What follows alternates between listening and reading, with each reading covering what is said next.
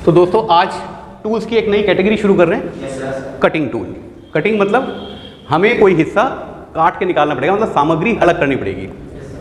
ठीक है, हमें जब कोई आकृति देनी होती है, आकार देना होता है, तो कभी कभी सामग्री को हटा के आकार दिया जाता है। उसको आप मशीनिंग प्रोसेस के तौर पे भी जानते हैं। असल में वो कटिंग है, कटिंग कर रहे हैं, हम किसी चीज़ को हटा रहे हैं। और कटिंग का मतलब जैसे हम कल भी देख रहे थे, काटना भी हो सकता है, छीलना भी हो सकता है, घिसना भी हो सकता है। मतलब रेगमा से लेके रेती, चिसल, आरी, ये सारे टूल काट ही रहे हैं, आपके मटेरियल को अलग कर रहे हैं। ठीक है, आज जिस हम टूल की बात करेंगे वो है सॉ। ये सॉ आपके लिए शायद कोई नया नाम हो, लेकिन आप इसको बहुत पॉपुलरली जानते हैं आरी के तौर पे। बहुत आसान है, हम सब ने देखी ना भाई आरी। कारपेंटर्स को आरी पे काम करते हुए देखा है आपने। वो थोड़ी अलग होती है। आज हम मैकेनिकल टूल में जो मैकेनिकल आरी होती है, मतलब धातु को काटने के लिए जिस आरी का प्रयोग करते हैं, उनकी चर्चा करेंगे। एग्जाम पॉइंट ऑफ व्यू से बहुत इंपॉर्टेंट है, इसमें कई सवाल आते हैं। तो इस आरी की हम बात करेंगे। और इसमें जो ये ब्लेड लगे रहते हैं, ये ब्लेड्स ऐसे, ये हैं वो ब्लेड्स, ये मार्केट में मिलते हैं बहुत आराम से। तो इन सब के बारे में जानकारी हासिल करेंगे।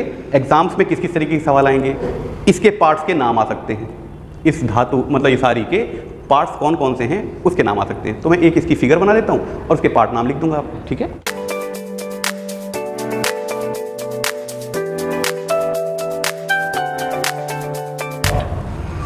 दिख रहा है आपको? ठीक है, हमारी ये जो आरियाँ हैं, सॉ हैं, ये दो प्रकार की होती है बेटा, एक सॉलिड और एक एडजस्टेबल।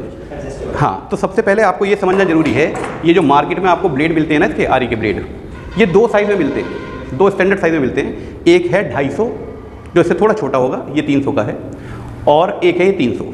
तो हमारे पास फ्रेम भी दो होने चाहिए जो इसको पकड़ लें भाई, जिसमें ये फिट हो जाए। वो फ्रेम भी दो साइज़ की होनी चाहिए ना। अगर वो फ्रेम है 250 और 300 का सॉलिड, मतलब जिसमें हम दोनों तरीके की आरी नहीं लगा सकते, या तो इसमें 300 की आरी लगेगी, और अगर ये छोटा होता 250 वाला होता तो इसमें 250 की आरी लगती। बात समझ में आ रही है बेटा? और दूसरा हमारे पास फ्रेम होता है ये एडजस्टेबल। इसको अगर आपको 300 की आरी पकड़नी है तो आप 300 की आरी यहाँ पकड़ सकते हैं ऐसे, और अगर आपको 250 की आरी पकड़नी है ऐसे। वो छोटा ब्लेड होगा ना, क्योंकि ये ब्लेड तो फिक्स है, इसमें दो होल हैं, ये दो होल हमें यहाँ पर पकड़ने पड़ेंगे। ये बात समझ में आ रही है बेटा? ऑलराइट, फिलहाल जो मैंने आपको एक डायग्राम बनाया है वो सॉलिड का है, मतलब इस पर कोई एडजस्टेबल नहीं है, ये फिक्स फ्रेम है आपका। ठीक है, तो इसके पार्ट्स के नाम आपको बता देता हूँ। इसको कहेंगे क्या, सबको पता होना चाहिए, हैंडल, जहाँ से हम आरी को पकड़ेंगे। ठीक है, हमारा एक हाथ इस पर रहता है और दूसरा हाथ यहाँ रहता है। जब हम आरी चलाते हैं तो ऐसे पकड़ते हैं इस आरी को, और इस मोशन में हम कटिंग करते हैं। लकड़ी वाले आरी में ऐसा नहीं होता। लकड़ी वाले आरी में दोनों को पीछे से हैंडल से पकड़ते हैं, राइट, क्योंकि इसमें हम धातु काट रहे हैं, वो लकड़ी से ज़्यादा मुश्किल होगा काटना। तो हमें एक तरफ से पकड़ के पूरी ताकत नहीं लगती है, तो दूसरी तरफ से पकड़ना पड़ता है। इसको क्या कहेंगे, हैंडल। जो ऊपर ये चीज़ है आपकी, इसको क्या कहेंगे हम, फ्रेम। ऑलराइट, इसको कहेंगे हम ब्लेड होल्डर। ठीक है, ब्लेड होल्डर है ये, जो आपके फ्रेम में से दोनों तरफ से निकलता रहता है, ये भी ब्लेड होल्डर है आपका। ठीक है भाई, ये आपका लग रहा है blade, saw blade, correct. This is your blade. कोई और पार्ट रह गया? अच्छा, ये यहां पर आपकी रहती हैं रिटेनिंग पिंस। होल्स तो होंगे ही, पिंस होल्स में जाएंगे बेटा। रिटेनिंग पिंस, पिंस इसलिए लिखा है कि एक यहां होगी, एक यहां होगी। और इसमें एक चीज़ और होती है, एक तरफ यहाँ पर इसमें कसने का एक अरेंजमेंट रहता है, मतलब इसको टाइट करने का। यहाँ पर एक विंग नट लगा रहता है। क्या लगा रहता है भाई? विंग नट।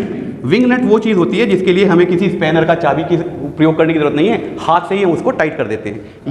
ये है वो विंग नट, ये हाथ से ऑपरेट होता है। समझ में आ रही है बेटा बात? ऑलराइट, तो इसके पार्ट्स को जरा एक बार देख लें। ये है वो सॉलिड। ये मैंने आपको कौन सा डायग्राम बनाया है, सॉलिड फ्रेम का। Solid frame, solid saw frame, आरी का सॉलिड फ्रेम, क्योंकि इसमें एडजस्टमेंट की कोई गुंजाइश नहीं है। आपको मार्केट में से अगर ये 300 का मिल गया तो इसमें 300 साइज का ब्लेड ही लगेगा, लंबाई का ब्लेड 300 वाला लगेगा, 300 mm। ये बात समझ में आ रही है बेटा? तो एक बार इसको जरा देख लीजिए, ये ऐसे रखी हुई है आपकी। ये है आपका हैंडल। ये लकड़ी का भी हो सकता है, जैसे ये लकड़ी का है ना हैंडल, लकड़ी का भी हो सकता है। ये भी आपका सॉलिड ही है, सॉलिड फ्रेम। ये कई डिज़ाइन में आ सकती है ना बेटा। ऑलराइट, तो इसको कहेंगे हम हैंडल, ये जो पूरा ये एक फ्रेम है यहाँ से लेके यहाँ तक जो इसका आधार है जिसमें हम पकड़ेंगे उसको हम कहेंगे फ्रेम। ठीक है, इस फ्रेम में यहाँ पर आपको ये एक पत्ती जैसी लगी दिखाई दे रही होगी, इसको हम कहेंगे ब्लेड होल्डर, क्योंकि यहीं पे आके आपका ब्लेड होल्ड किया जाएगा। ठीक है, इस ब्लेड होल्डर में लगी होंगी यहाँ पर पिन, रिटेनिंग पिन्स, ये वाली पिन्स, उन पिन्स में हम आपके ब्लेड को पकड़ते हैं। ये हैं वो पिन जो लगी हुई हैं यहाँ पर, आपको दिखाई दे रही है ये पिन, इधर भी और इधर भी। ठीक है, इसके बीच में हम ब्लेड को पकड़ते हैं और विंग नट से इसको टाइट कर देते हैं। एक और तरीके का फ्रेम है जिसको हम कहते हैं एडजस्टेबल फ्रेम। क्या इशू, क्या एडजस्ट करना चाह रहे हैं हम? ब्लेड का साइज, कभी 250 का ब्लेड, कभी 300 का ब्लेड। इसके भी बहुत सारे डिज़ाइन होते हैं, जो मेरे पास है वो ये है, बाकी सारी चीज़ें वही रहेंगी। ये इसका हैंडल होगा, ये इसका फ्रेम होगा। बस इस फ्रेम के दो हिस्से होते हैं, इसको हम फ्रेम कहते हैं, इसको हम एडजस्टेबल फ्रेम कहते हैं। और कभी कभी ये चकोर शेप में होता है, अंदर से यहाँ से भी चकोर निकलता है, जैसे ये राउंड निकला है ना आपका, ये राउंड है। एडजस्टेबल जो फ्रेम है वो चकोर भी आते हैं, उसको ट्यूबुलर, ट्यूबुलर मतलब ट्यूब जैसे, चकोर ट्यूब जैसे, उसके अंदर से चकोर ट्यूब का एक सॉलिड फ्रेम निकलेगा। इधर वाले हिस्से को एडजस्टेबल और इधर वाले हिस्से को फ्रेम कहेंगे। बाकी ये विंग नट है, ये आपका ब्लेड होल्डर है, ये रिटेनिंग पिन्स हैं इसकी। इसमें ये वाला जो ब्लेड होल्डर है ये फिक्स रहेगा, ये एडजस्टेबल रहता है। और ये इसमें भी एडजस्टेबल है क्योंकि विंग नट से टाइट हो सकता है ना बेटा। ये वाला जो आपका ब्लेड होल्डर होता है इसमें मूवमेंट की गुंजाइश रहती है, तभी तो टाइट होगा ना ब्लेड, वरना नहीं होगा। ये बात समझ में आ रही है? ऑलराइट, बाकी सारे हिस्से वैसे ही रहेंगे। ये रिटेनिंग पिन्स हैं और इसके अंदर भी यही ब्लेड लगेंगे। तो मैं जरा इस फोटोग्राफ को थोड़ा सा चेंज कर दूं, फोटोग्राफ नहीं है डायग्राम, ऐसे। इसको हम कहेंगे एडजस्टेबल फ्रेम। क्या कहेंगे भाई इसको? Adjustable frame. और ये खाली फ्रेम कहलाएगा।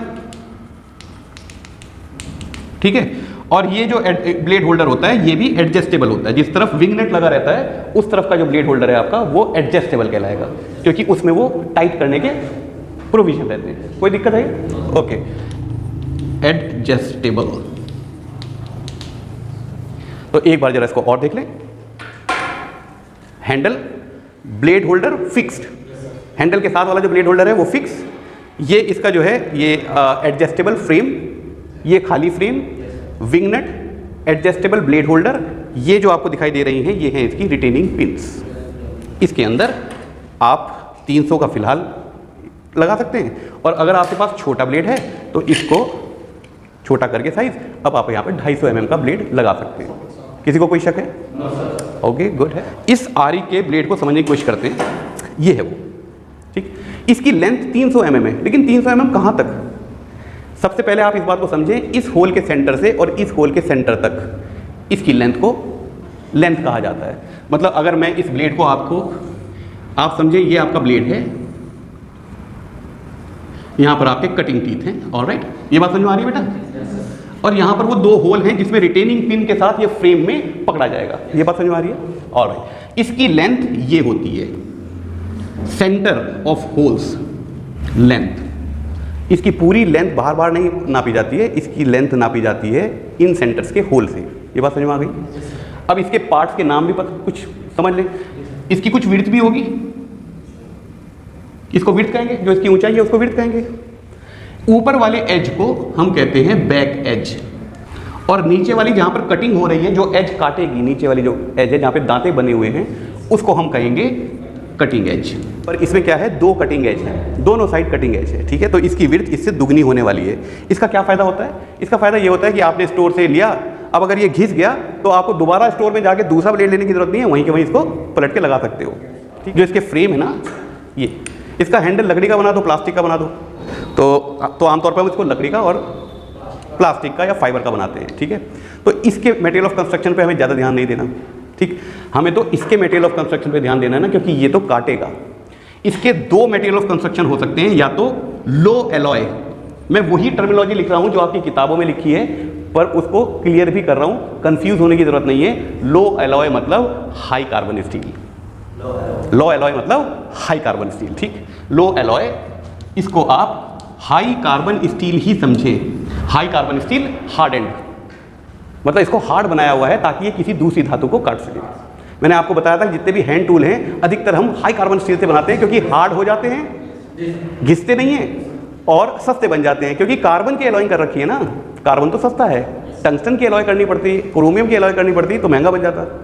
पर हमें इस आरी को महंगा भी बनाना पड़ता है, तब हम इसको कहते हैं हाई स्पीड स्टील। ये दो इसके मटेरियल ऑफ कंस्ट्रक्शन होते हैं बेटा। मैं ऊपर MOC लिख रहा हूँ। महंगी चीज़ों को क्यों तोड़ रहे हो, सस्ती चीज़ों को तोड़ना। तो आम धातुओं में जनरल कटिंग ऑपरेशन में हम करते हैं लो एलॉय स्टील यानी कि हाई कार्बन स्टील का प्रयोग करते हैं। लो एलॉय या हाई कार्बन, हाई कार्बन का मतलब हाई की एक जगह लो लिखा हुआ है, एक जगह हाई लिखा हुआ है। लो एलॉय मतलब हमने जो मिश्रण करा है वो बहुत कम परसेंटेज में करा है, यानी कि इसमें कार्बन की मात्रा 2% से कम है। 98% क्या है, लोहा है। बात समझ में आ रही? इसको हाई कार्बन स्टील क्यों कहते हैं? क्योंकि कार्बन स्टील 3 श्रेणियों में आते हैं।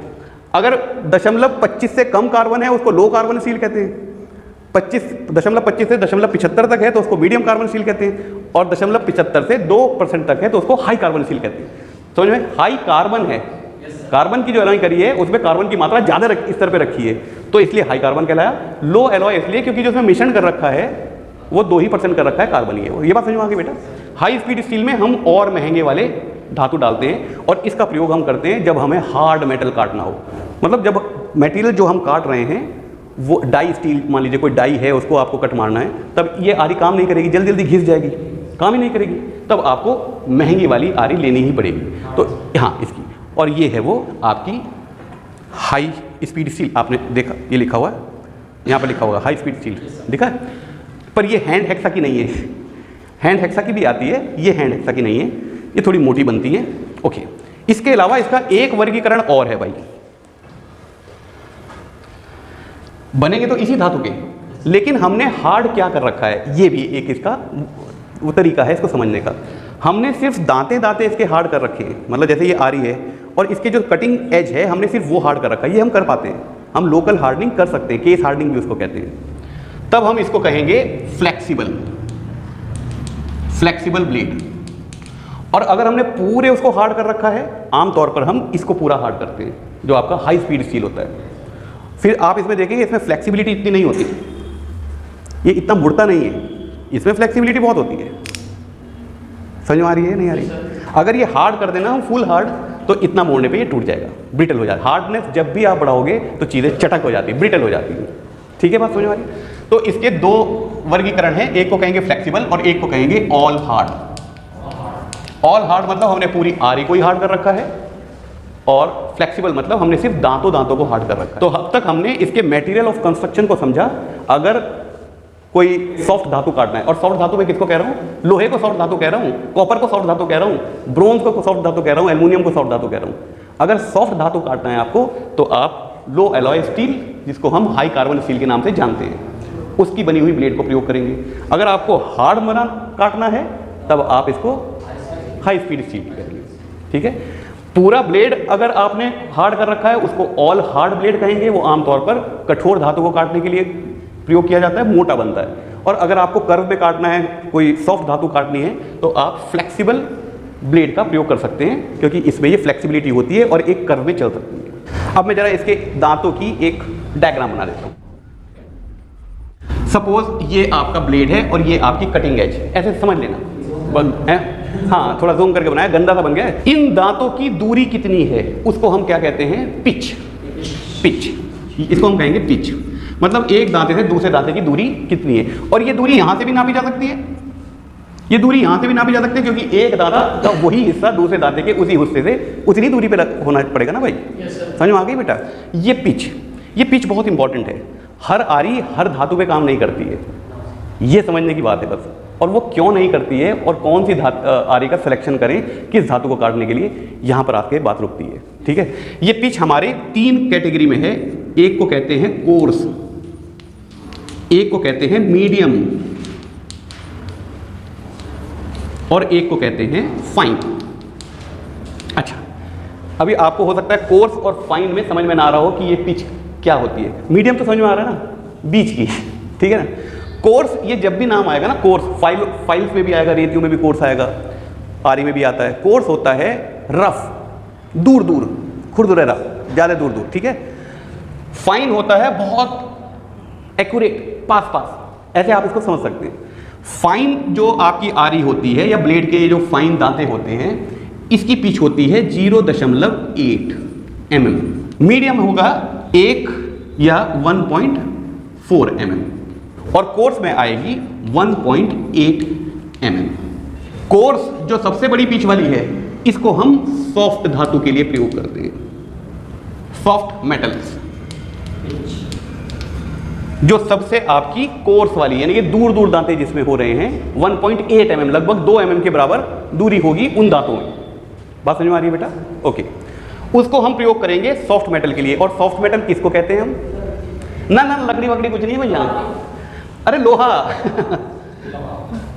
Ferrous, copper, brass, bronze, aluminium, ये सारे हमारे सॉफ्ट धातु आते हैं बेटा। सॉफ्ट मतलब जिसको मशीन करना बहुत आसान होना चाहिए, मतलब आरी चलाओ तो कटना चाहिए वो बस। बात समझ में आ रही है बेटा? ओके, मीडियम हम करते हैं हार्ड मटेरियल के लिए। हार्ड मेटल मतलब जैसे तो जो ऑलरेडी एलॉय कर रखा है आपने, अगर आपको उसको आरी से काटना पड़ेगा, इसमें भी एलॉइंग कर रखी है। अब कार्बन जो स्टील है आपकी, वो तो सबसे सस्ता हमारा हार्ड मटेरियल है, जो सस्ता होने की वजह से हम ज़्यादा यूज़ करते हैं। लेकिन अगर हाई एलॉय स्टील है, उसको कैसे काटोगे?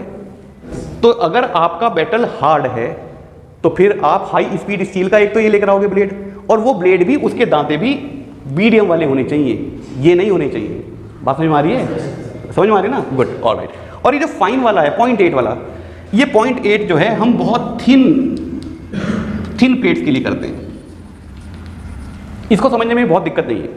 जैसे कोई पतली पतली ट्यूब्स है, ट्यूब्स मतलब समझ में आ रही हो, जिनकी वॉल थिकनेस पतली है, आकार में वो बड़े हो सकते हैं लेकिन उनकी मोटाई जिस मेटल से वो बनी हुई है, जिस शीट से वो बनी हुई है, वो बहुत पतली है।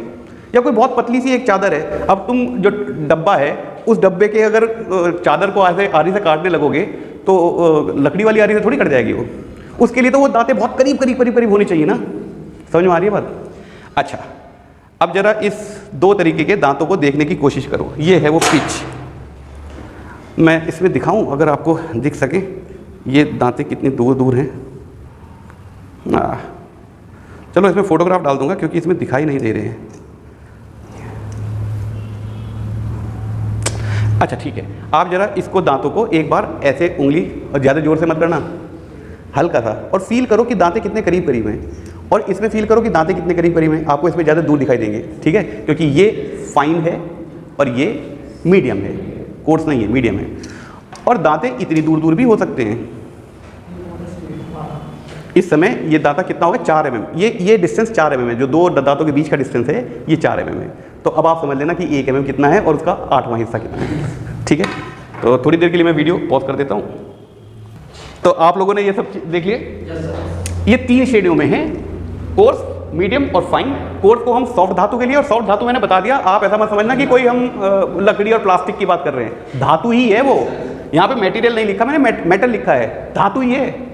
लकड़ी धातु नहीं है, प्लास्टिक धातु नहीं है। बात समझ में आ रही है नहीं आ रही है? सॉफ्ट धातु जैसे लोहा, जैसे कॉपर, जैसे एल्युमिनियम, जिंक, लेड, जो भी आपका सॉफ्ट धातु है वो सब आपके कोर्स पिच से कट जाएंगे। एक थंब रूल ये है कि कम से कम 3 टीथ कांटेक्ट में होने चाहिए, 3 टीथ कांटेक्ट में होने चाहिए। मतलब जो काट रहे हैं एक्चुअली, क्योंकि जब आरी आगे चलेगी तो कोई दूसरा दांता आ जाएगा, कोई दूसरा दांता आ जाएगा, कांटेक्ट में वो तो दांते तो अलग अलग आते रहेंगे ना। आपकी जो भी थिकनेस है जिस पे आप आरी चला रहे हैं, इस पे कम से कम 3 दांते एक साथ कांटेक्ट में रहने चाहिए। तो अगर बहुत पतली कोई चीज़ है, बहुत पतली चादर है, तो उसके लिए फिर वो पिच पतली करनी पड़ेगी ना, फाइन करनी पड़ेगी, पिच को कम करना पड़ेगा, तभी तो 3 दांते करीब करीब आएंगे या नहीं आएंगे। बात समझ में आ गई नहीं आ गई? तो बहुत पतली कोई चादर है या बहुत पतले चादर का बना हुआ कोई पाइप है, कंड्यूट पाइप कहते हैं उसको, क्योंकि सवाल में कंड्यूट पाइप भी लिखा आ सकता है। कंड्यूट पाइप होता है जिसकी थिकनेस बहुत छोटी हो, आमतौर पे उसके अंदर से तार वार हम ले जाते हैं, पानी वानी के लिए, प्रेशर के लिए यूज़ नहीं करते। कोई तार ले जाना उसके लिए, जैसे बिजली के पाइप है ना आपके, ये प्लास्टिक के कंड्यूट पाइप है, ऐसे लोहे के कंड्यूट पाइप भी आते हैं। उनको अगर काटना है, क्योंकि पतली उनकी वॉल थिकनेस है, तब हम उसको फाइन आरी का प्रयोग करेंगे। कोई दिक्कत भाई यहाँ तक? ऑलराइट। अब बस इसमें एक बात रह गई समझने की, इसके जो दांतों के सेट है ना बेटा, ये जो दांते हैं ये 2 सेट में आते हैं। एक को कहते हैं स्टैगर्ड और एक को कहते हैं वेव। स्टैगर्ड होता है इधर उधर बिखरा हुआ, स्टैगर्ड मतलब बिखरा हुआ, और वेव मतलब एक लहर के तौर पे। ये बात समझ में आ रही है? अगर आप इस ब्लेड को ऐसे देखो, कटिंग एज की तरफ से देखो, तो मान लीजिए ये है आपकी थिकनेस, ऐसी ये थिकनेस है आपकी। इसमें एक दांता इधर निकला हुआ है, एक दांता इधर निकला हुआ है, एक दांता इधर निकला हुआ है, एक दांता इधर निकला हुआ है, इसको कहेंगे बिखरा हुआ, ठीक है। और अगर इसकी शेप ऐसी है, मतलब इधर निकला, इधर निकला, इधर निकला, फिर इधर निकलने लगे, 3 दांते इधर निकल गए, फिर 3 दांते इधर निकल गए, एक वेव के शेप में आएगी। मतलब या तो ये वाला हिस्सा काट रहा होगा तो वो 3 दांते इधर की तरफ निकले, या ये वाला हिस्सा काट रहा होगा तो आपका जो मटेरियल है वो ये काट रहा है, मतलब आरी आपकी ये चल रही है बीच में ऐसे। Yes sir. बात समझ में आ रही है? तो या तो ये दांते एक इधर एक ऐसे होंगे, या ये पूरे दांते तो सीधे सीधे ही होंगे, लेकिन हमने पूरे ब्लेड को ही कर्व में कर दिया। यस। और ये क्यों करना पड़ा? भाई यहाँ पर आपका मटेरियल ये कट रहा होगा, अगर हमने इतनी ही पतली स्लॉट बनाया तो ये नीचे जाके फंस नहीं जाएगा, और हमारा हाथ तो सीधा चलता नहीं, हल्का सा टेढ़ा हुआ तो टूट नहीं जाएगा, ये फंसेगा ना नीचे जाके, फंसेगा तो गर्म होगा, गर्म होगा तो और ज़्यादा घिसेगा, ये गर्म नहीं होना चाहिए, गर्म होने पे चीज़ें सॉफ्ट हो जाती है ना भाई। समझ में आ गई बेटा?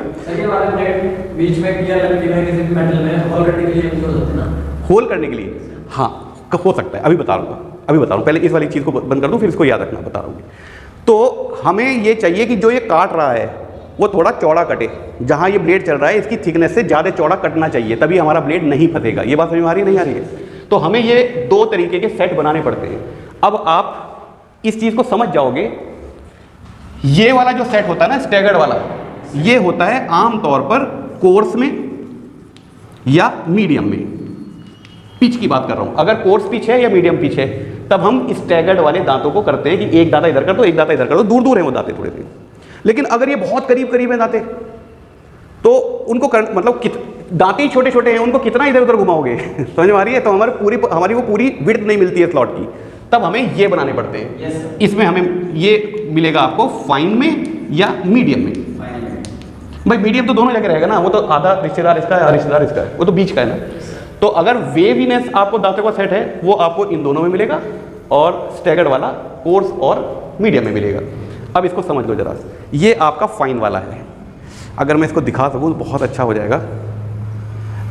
आपको इसके अंदर कुछ लहर दिखाई देंगी, अगर गौर से देखोगे दिखाई तो दे रही है, लेकिन अब आप इसको हाथ से फील करो। अगर वेव आपका दांते हैं तो आप दोनों तरफ जब इस पर एक उंगली और एक अंगूठे से फेरोगे ना, आपको चुभेगा नहीं कुछ, आपको लगेगा कुछ वेव्स जा रही हैं। और आप इसमें हाथ फेरोगे तो आपको लगेगा कुछ कांटे थे इधर भी निकले हैं इधर भी निकले हैं। ये मीडियम क्वालिटी का है, स्टैगर्ड है, इसके दांते स्टैगर्ड हैं, कुछ इधर निकल रहे हैं कुछ इधर निकल रहे हैं। ये है आपका मीडियम क्वालिटी का स्टैगर्ड टीथ सेट है। इसको जब आप हाथ फेरेंगे तो दोनों उंगलियों पे आपको कुछ चुभने की एक सेंसेशन फील होगी, एक फीलिंग आएगी। इसमें आपको वो फीलिंग नहीं आएगी, आपको लगेगा कुछ लहर है। तो दांतों के कटिंग एज नीचे ही है सारे के सारे, इनके दांतों के कटिंग एज पॉइंटेड बाहर निकले हुए हैं। इसको भी देख लो एक बार, सबने देख लिया? स्टैगर्ड और वेव टीथ सेट देख लिया आप लोगों ने? समझ में आ गया ना? कोई मुश्किल थोड़ी है। अब जब आप इसके प्रैक्टिकल करेंगे ना तो आपको समझ में आ जाएगा कौन सी आरी किस मटेरियल पे ज़्यादा उपयोग हो रही है। हार्ड मटेरियल भी है हमारे पास, लोहा भी है हमारे पास, दोनों को काट के देख लेना, ठीक है?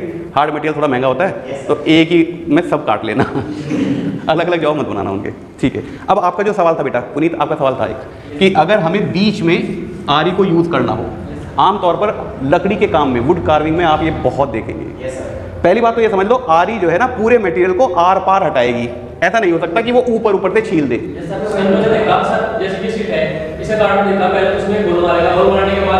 हाँ, मान लीजिए इसमें आपको कोई ऐसा डिज़ाइन बनाना है, खोखला मान लीजिए, तो और कैसे बनाएंगे हम?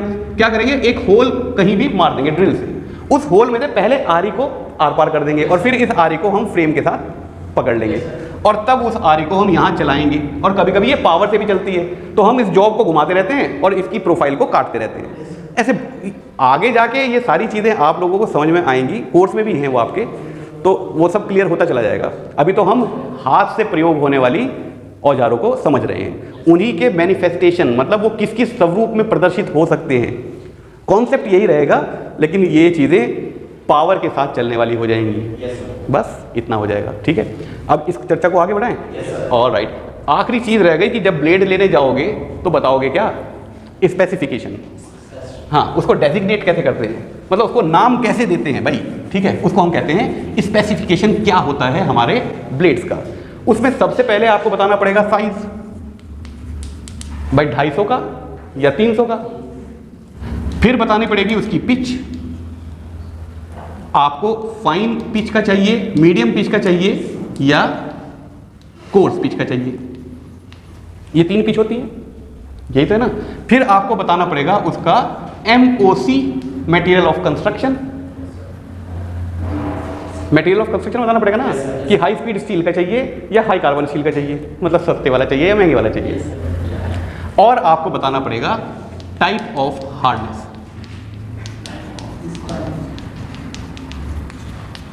ओके, टाइप ऑफ हार्डनेस मतलब आपने फ्लेक्सिबल वाला ब्लेड चाहिए या फुल हार्ड चाहिए, मतलब जो पूरा हार्ड करा हुआ है वो वाला ब्लेड चाहिए, जिसके दांते दांते हार्ड करे हुए हैं वो वाला ब्लेड चाहिए। बात समझ में?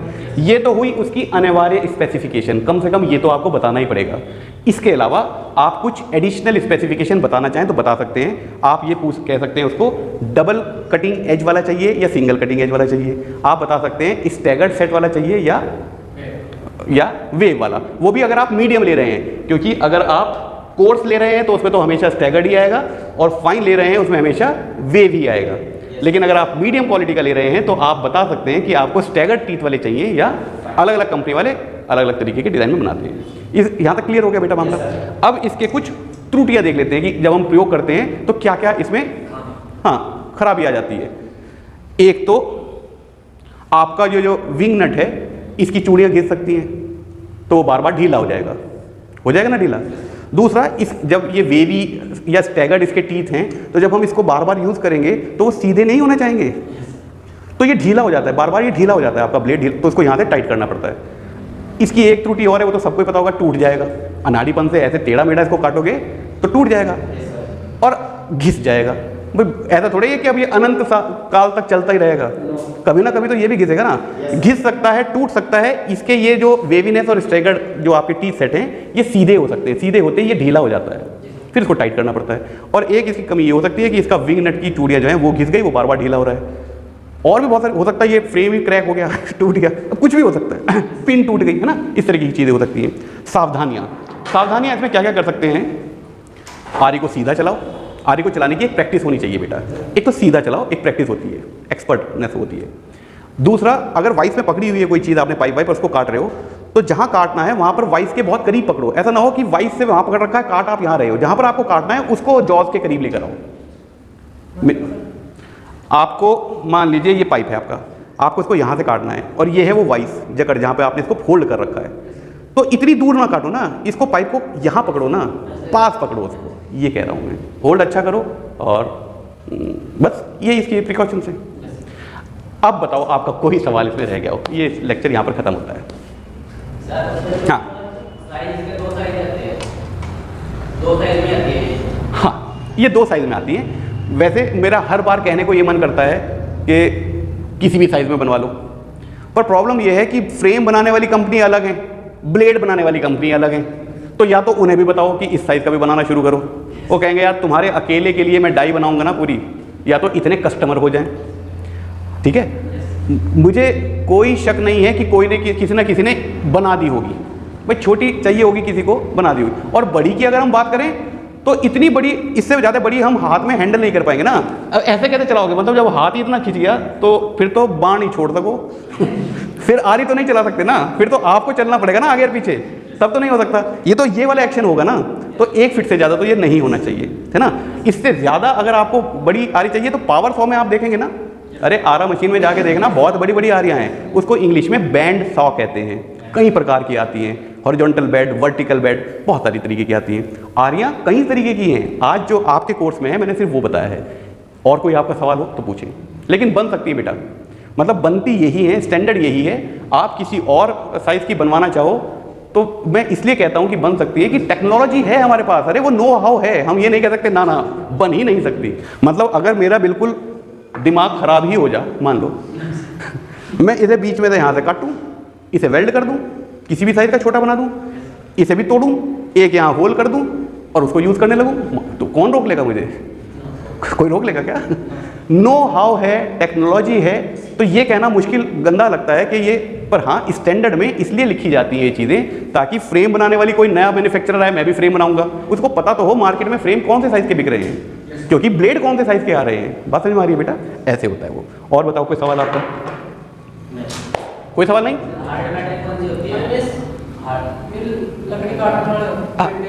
एक एक करके पूछो। हाँ हाँ यस, वो भी वुड सॉ, वो आपकी पावर वुड सॉ है। आपने देखा होगा कुछ अंग्रेज लोग ज़्यादा उसको प्रयोग करते हैं, एक ऐसे खींचते हैं, उसके अंदर ही मोटर लगी रहती है और उससे वो पेड़ काट देते हैं। और हाँ वो भी आ रहा है, हम कारपेंटर वाले आरे की बात नहीं कर रहे, उसमें एक आदमी उधर बैठता है, उसमें उधर भी हैंडल लग रहा है, इधर भी हैंडल लग रहा है, तो वो रास्ता कैसे करते हैं, वो भी है। तो एक अकेला थक जाएगा, मिलकर जोड़ लगाना, वो वाली बात है सब आ रही हैं। लेकिन क्योंकि मैं फिटर की प्लेलिस्ट पढ़ा रहा हूँ या इलेक्ट्रीशियन वालों को से मुखातिब हूँ या फिर टर्नर, मशीनिस्ट, यही तो हमारे पास ट्रेड हैं, इनके लिए ये वाली आरियाँ हैं आपके कोर्स में, वो पढ़ा रहा हूँ। ठीक है, कारपेंटर कोई पढ़ेगा तो उसको वो बताऊंगा, बताने की कोशिश करूँगा। हाँ चलिए, आपका क्या सवाल था बेटा? Hard metal, hard metal, hardness है कठोरता, हिंदी में इसको क्या कहेंगे? कठोरता। कठोरता जो दूसरे मेटल को काट दे, छील दे, उस पर निशान मार दे, उसको हम हार्ड कहेंगे। अब हार्ड मेटल जैसे टंगस्टन बहुत हार्ड है, पर प्रॉब्लम ये है उसको आकार देना बड़ा मुश्किल है। ना तो उसे ठोक सकते, ब्रिटल बहुत है, ना उसे छील सकते, हार्ड बहुत है, उसको किससे छीलूं? बात समझ में आ रही है ना? तो लोहा सस्ता भी है, ताकत भी बहुत है। हम वैसे ही तो उसको सॉफ्ट कह रहे हैं, हमें तो पता है ना लोहा कितना सॉफ्ट है। भाई मैं अगर लोहे को अपने ऊपर घिसूंगा तो ऐसा थोड़ी लोहा मेरे शरीर पर लग जाएगा, हार्ड है ना भाई लोहा, पर मैकेनिकल भाषा में सॉफ्ट है, दूसरे मेटल के हिसाब से सॉफ्ट है, ऐसे है वो। अब लोहे में अगर मैं थोड़ी सी टंगस्टन मिला देता हूँ से 1.5%, तो अब ये लोहा दूसरे लोहों के सामने थोड़ा सा ऐसे हो गया, मतलब इसमें थोड़ा घमंड आ गया कि मैं तुझे काट दूंगा, ये थोड़ा हार्ड हो गया है ना। इसके हमारे पास कई तरीके होते हैं, दो कैटेगरी में। पहले या तो जॉब बनाने से पहले किसी मेटल को हार्ड कर दो, तो उसको एलॉइंग कहते हैं, उसमें टंगस्टन मिला दिया। अब पता चला कि नहीं जॉब तो बन गया, लेकिन अब ये जो है घिसे ना, जैसे तुम्हारी दराती तो बन गई, अब ये घिसे ना, बार बार इसमें धार ना लगानी पड़े, या जो वो घास काटने के तुम्हारे ब्लेड होते हैं। फिर उसका ऊष्मा उपचार करके भी हम उसकी हार्डनेस को बढ़ा देते हैं। उसको गोसे में दबा देना, लाल कर देना, 2 घंटे तक गोसों में दबा रहना चाहिए, और फिर एकदम निकाल के पानी में डाल देना। तो अब उसकी धार थोड़े दिन बाद लगेगी, मतलब जैसे तुम पहले 1 महीने में लगा रहे थे, फिर वो 2 महीने बाद लगेगी, हार्ड हो जाती है चीज़। और ये मैंने आपको बताया भी था कि सीमेंटाइट स्ट्रक्चर बन जाता है। क्या बन जाता है बेटा? कार्बन 2 तरीके के स्ट्रक्चर में है, ग्रेफाइट सॉफ्ट कर देता है उस मटेरियल को, कास्ट आयरन में ग्रेफाइट ज़्यादा होता है, और सीमेंटाइट हार्ड कर देता है उस स्ट्रक्चर को, तो वाइट कास्ट आयरन में सीमेंटाइट स्ट्रक्चर ज़्यादा होता है। इसी तरह टंगस्टन अगर हमने उसकी एलॉइंग कर दी, तो टंगस्टन हार्ड होने की वजह से लोहे की हार्ड होने वाले गुण को थोड़ा बढ़ा देता है। ठीक है, तो जब भी हम एलॉइंग करके बनाते हैं तो भी उस मेटल को हार्ड कह देते हैं। High speed steel, tool steel. अब तुम्हारी लेथ मशीन का जो टूल है वो तो खुद तो नहीं घिसता ना, घिसता तो है, उसे बार बार धार लगानी पड़ती है भाई उसकी, ऐसा मत समझना कि वो घिसता नहीं है, घिसता है। जॉब को तो काट देता है ना वो पूरा, खुद कम घिसता है, जॉब को काट देता है। तो ये हार्ड होना चाहिए ना, टूल आपका हार्ड होना चाहिए। बात समझ में आ रही है बेटा? तो भाई आज के इस वीडियो को यहाँ पर एंड करते हैं। आप सब लोगों का बहुत बहुत धन्यवाद सुनने के लिए। कल फिर एक नए टॉपिक के साथ आएंगे। Thank you very much, good bye.